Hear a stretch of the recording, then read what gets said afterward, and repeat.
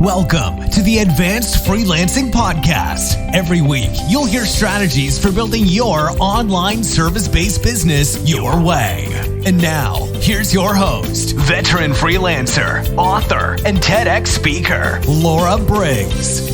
Welcome back to another episode of the Advanced Freelancing Podcast.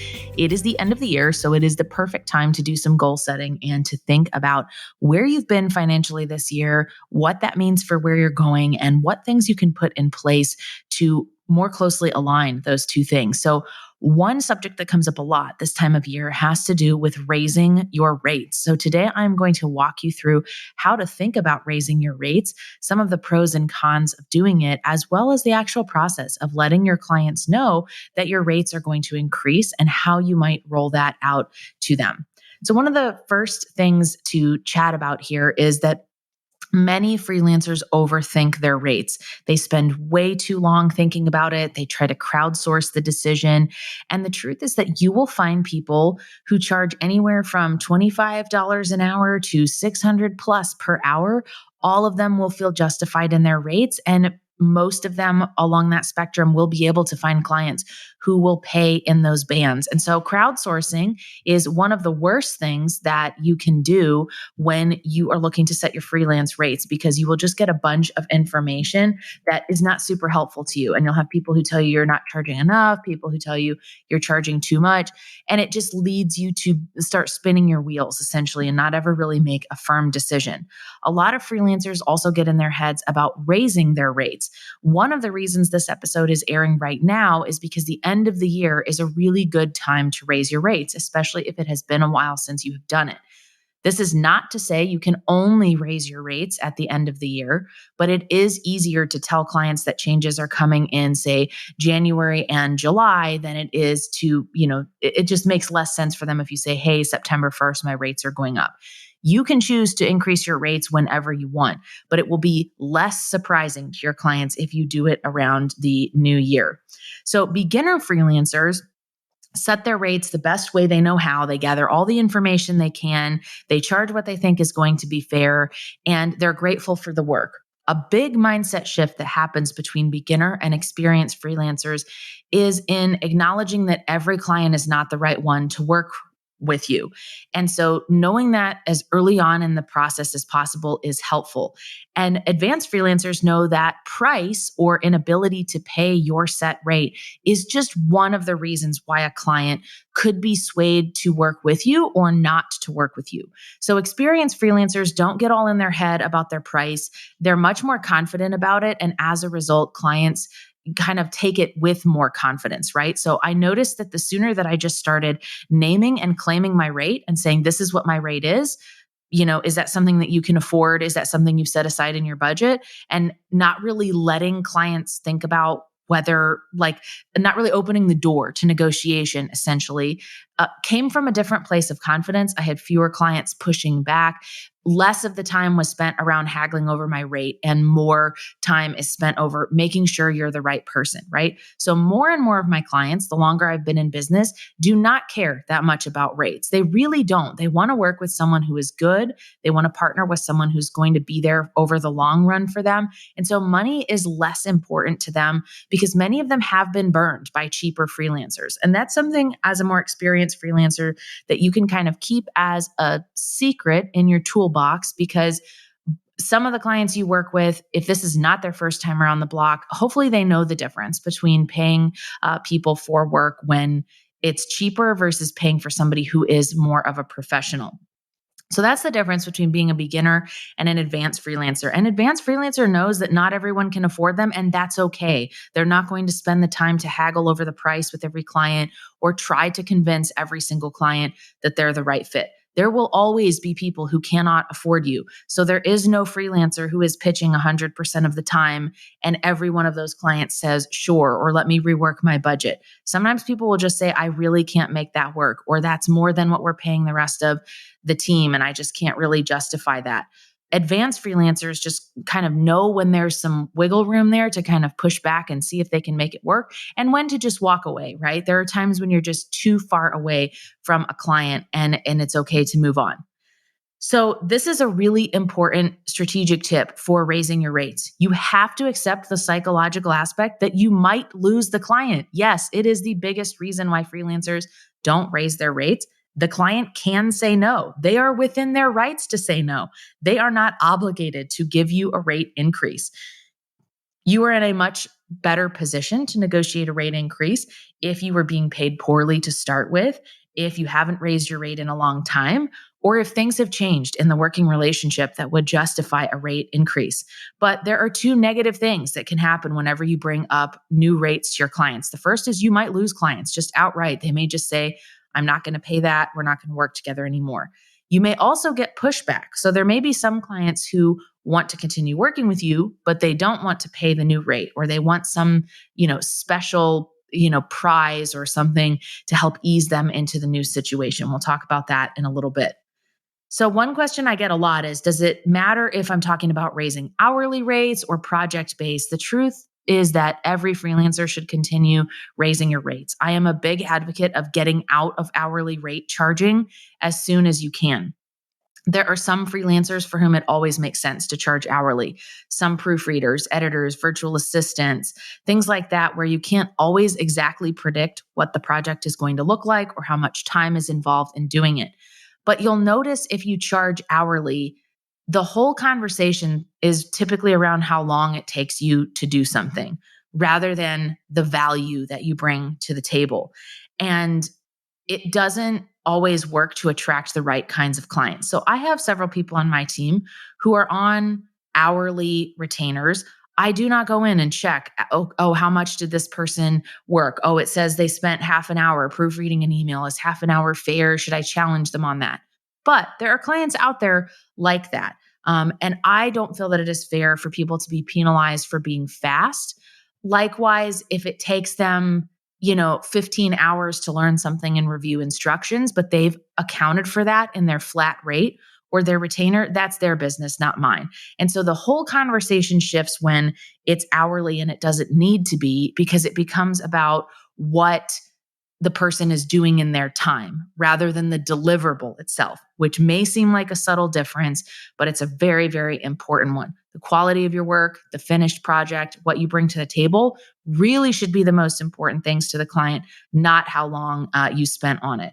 And if you work too slowly, clients also have a different perception of your time value. So if you charge $30 an hour, but it takes you 4 times as long as someone else, then they would rather pay the more experienced person who charges more, but gets it done in a shorter amount of time.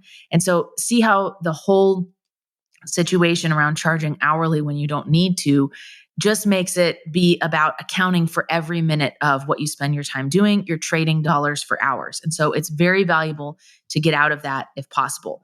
That being said, whether you charge hourly or project-based rates, you should consider raising them. Now, how often? At least once a year. If you have longtime clients who've been locked into a rate for longer than that and you've never raised their rate, the time is now. It's perfectly reasonable to do it. It doesn't occur to some freelancers to increase their rates after, until it's been a while. So yes, it is a little bit harder in some ways to go in after a year or 2 years and increase your rates. However, you're also in a really good position to say, I've never increased my rates before. So hopefully it's something that they will accept and realize they've been getting a great deal for that time. So what reasons should you raise your rates? Really, it's accounting for the cost of living and inflation, changes that have happened in your business in that past year. You've accumulated new skills. Perhaps you accumulated a new certification, a new degree, a new awareness in your own field. Perhaps you've been working with a mentor in your service area and you feel like you've gotten even more professional at delivering that. Maybe you've learned new things that are making the work process more effective. So let's say you up-leveled your project management skills. So it's now easier to get clients onboarded and you're using best in class, project management techniques to keep their project on track. That is a value add for them. That is a time savings. It's possibly even a money savings. So how do you broach raising your rates? First of all, you need to decide, is this going to be one client at a time or across the board? You can do either one, but remember, you may get pushback from clients And clients might say no. So that is why it is dangerous to just tell all of your clients one day, my rates are going up immediately. I recommend staggering it out, even if the date on which the rate increase applies is the same. That way you have a sense, say from your favorite few clients, if they're going to accept it going in, and then you're in a better position to know when to push or not with some of those other clients. So maybe on December 15th, you tell 3 of your clients that rates are going up January 15th. And then a week later, you tell a few more of your clients. You'll have more data at that point when you sort of release the second round. And you can make decisions about how much you want to fight to keep somebody. Do you even want to let them know about a rate increase, et cetera? The second part of this is give a professional but brief explanation. Do not try to oversell yourself and try to convince the client that you are worthy of the rate increase. You are worthy of the rate increase simply because you are. You don't need to justify it for clients. But one way that I like to phrase this is by saying, due to increased demand for my services and skills, my rates are going up to blah, blah, blah, effective on this date. And that's that third part of this, which is give a date and expectations. The professional but brief explanation reduces their ability or willingness to try to negotiate with you or argue with you about the rate increase itself. Just like with hourly pricing, you don't want the whole conversation to really be about what you can do in an hour or what you can do in 10 minutes. In this situation, we just want to let them know this is a business policy change that you have decided to make. It is not up for negotiation. If you open that door and start saying things like, I really feel like I deserve more, that completely changes the tone of the conversation with the client. Now, you might deserve more. Those things might be true, but remember that you are running a business here. And so when you let a client know that you are increasing your rates, you don't need to justify it. It can be very simple. Now, you do want to give them that date and expectations so they know what to expect. Can they continue to order work from you, or can they pre-purchase packages? Like, let's say you sell your time in blocks of 10 hours. Can they purchase 30 hours in advance and just use that up at the current rate that you have? Will those hours expire? How does this affect them? Essentially is what you need to be thinking about when you are structuring your communication with them about a new rate increase. You need to let them know how this affects them, if there's anything they can or need to do about it. So that could include things like, we really need to wrap up our ongoing project by January 15th or something like that in order to account for these new rate increases. Let them know, right? Especially if you have ongoing projects, you don't want that to be disrupted. You don't want the client to feel like you have been disingenuous. So be very honest. If they can order things now, if they can prepay, let them know that as well. So what about the clients you have that they're great clients? And yes, you need to give them a rate increase and you would like to assign a rate increase, but how do you go that extra little step for them? If you like working with them, you always have the option to make them feel special, which can include keeping them at their existing rate for the long term or until your next rate increase.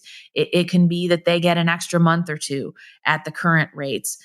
Or should they get pushed up with everyone else? If they are on long contracts, my general advice is do not try to increase the rate in the middle of the contract unless there has been gross mismanagement by the client of scope and expectations. So I'll give you an example here. I signed a contract with a client where it was meant to be 5 hours per week of work.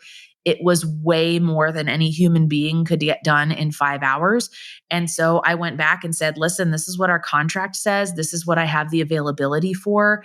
If we can't meet on the same page about this particular thing, this contract, we just have to consider it null and void because your expectations are not in line with the 5 hours per week.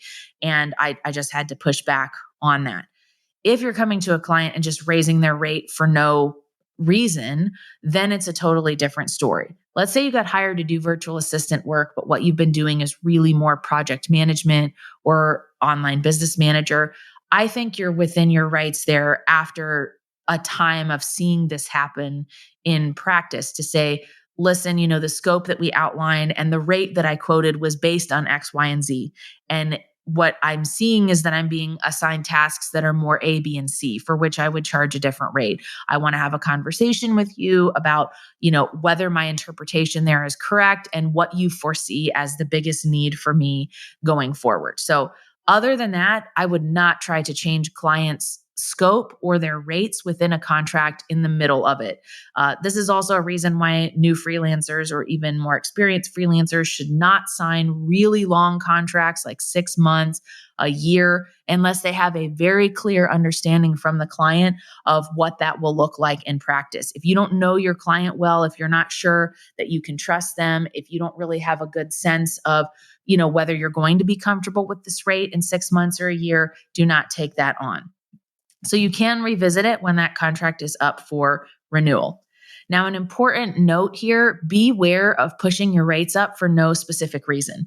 From time to time, I will see people in freelance Facebook groups, is where I see it the most, bragging about, oh, I just got a $400 a blog client, or I just got one client who pays me $500 an hour.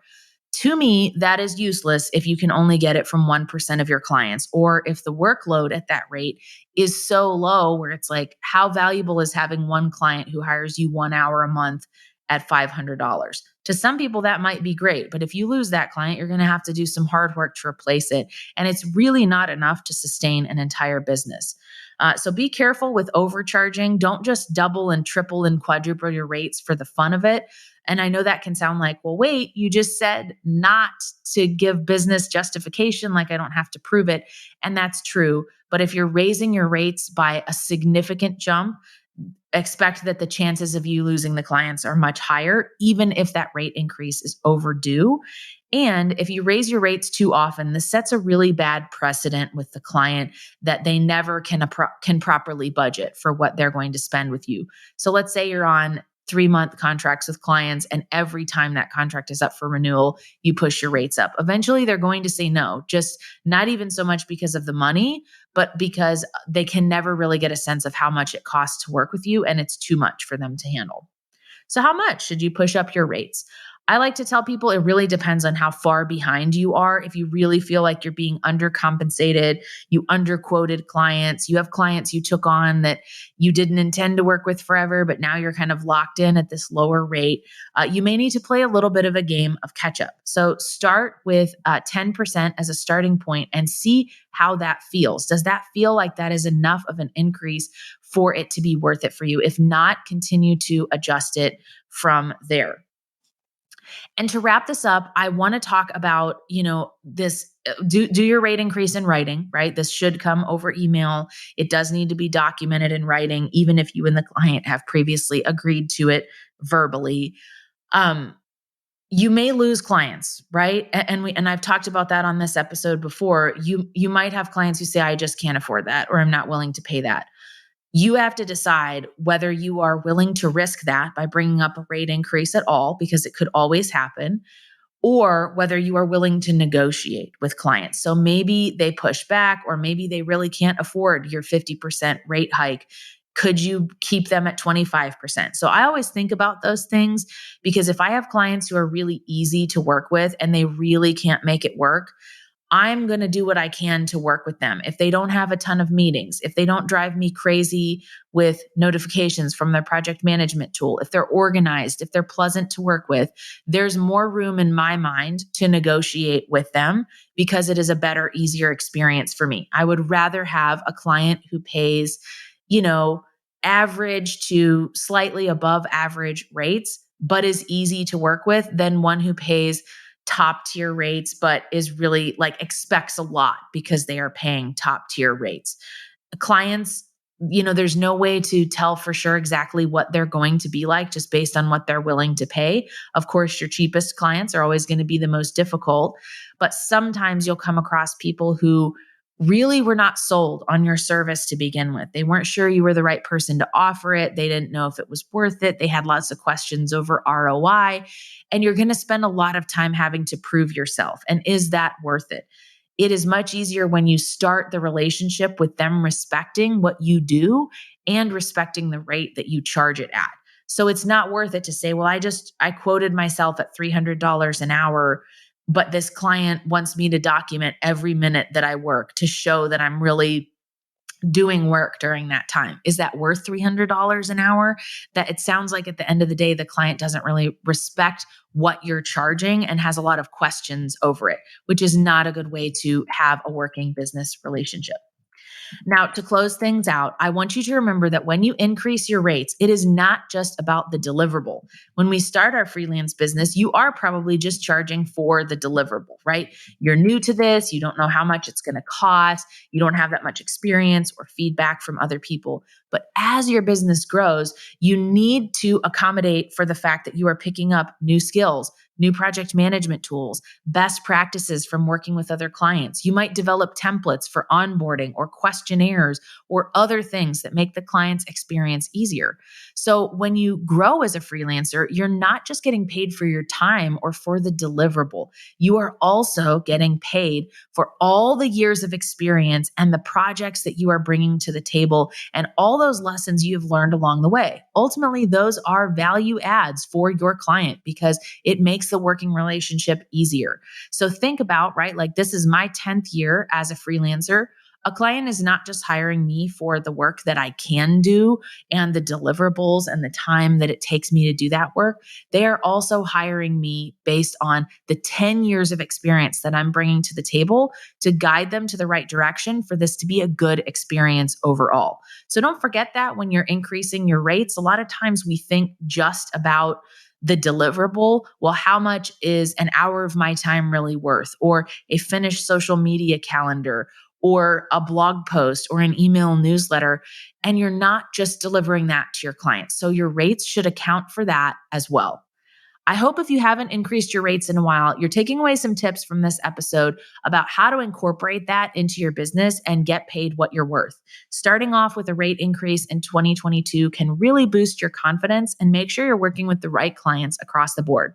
Thanks as always for tuning in to another episode of the Advanced Freelancing Podcast.